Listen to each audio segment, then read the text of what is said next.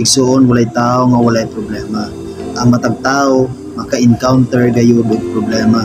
Bisag unsa siya kalig-on, bisag unsa siya ka-devoted sa Ginoo, apan igsuon maka-encounter gyud siya og problema sa iyang kinabuhi.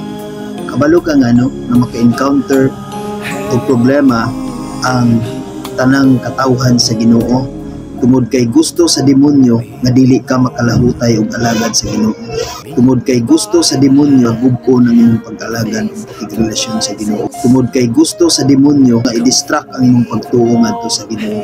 Apan igsuon hunahunaa nga mas dako ang Ginoo kaysa imong problema. Kung ang tao mao ang mo-advise sa imong mga problema, lahi-lahi kana og mga advice sa imong kinabuhi.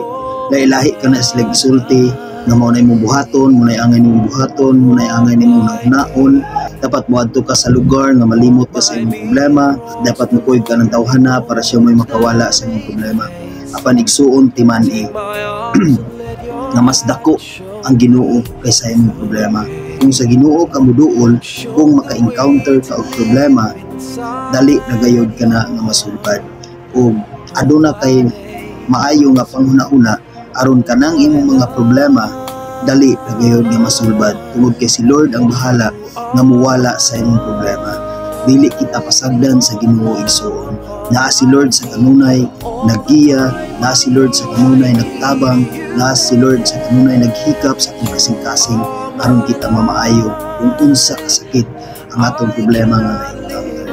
Busa mga igsuon, dili kita padaog sa problema sa atong kinabuhi tungod kay naa si Lord sa kanunay naghikap sa atong kasing-kasing aron kita maayo sa kasakit nga atong na-encounter. Tungod kay kung asa kita maluya, diha pud mo atake og maayo ang demonyo aron makabuhat og dili maayo ug mahilayo na noon kita diha sa Ginoo.